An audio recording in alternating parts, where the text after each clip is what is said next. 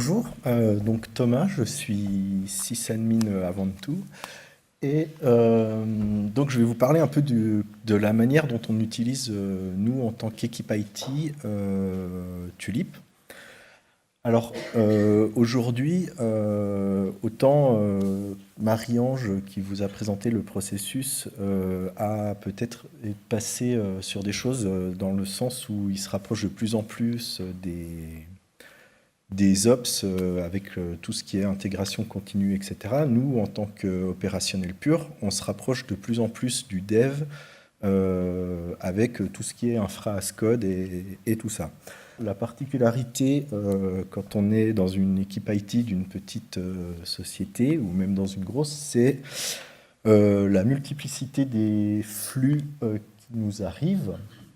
Et donc pour ça, on va utiliser un Kanban. Ça veut dire que tous nos utilisateurs, quand ils ont une demande, vont nous entrer cette demande dans un Kanban. Ça va être des choses très variées. Ça va être j'ai cassé le système de partage de fichiers de l'entreprise.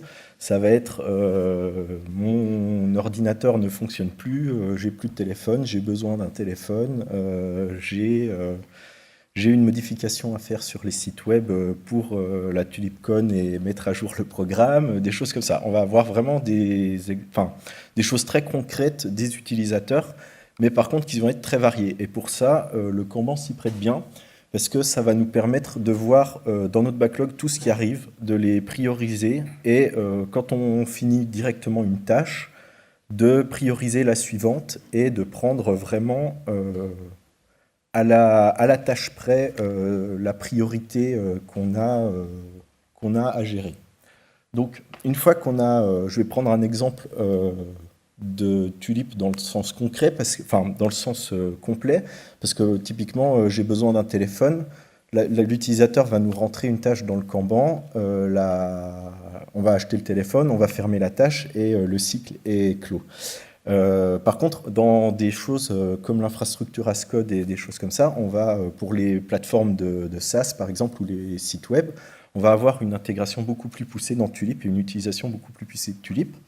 Donc, une fois la tâche rentrée dans le Kanban, nous, on va la qualifier, on va la prioriser, et quand on va décider de travailler dessus, on va modifier le code du site web, le code de déploiement du site web éventuellement, ou la manière dont on va corriger un bug sur notre plateforme de SaaS ou des choses comme ça. Donc ça va se passer dans la partie Git. On va faire nos tests en local ou autre, comme un développeur, et on va les pousser dans notre Git. Ensuite, on va avoir une revue d'un de nos collègues de l'IT ou d'un demandeur s'il est assez qualifié, par exemple, pour revoir les sites web. Et pour ça, on va utiliser le module de pull request parce que c'est plus léger que Gerrit et ça va nous permettre, nous, de voir des choses. Enfin, ça nous convient dans l'utilité qu'on a où on a des besoins moins poussés sur le code que des développeurs.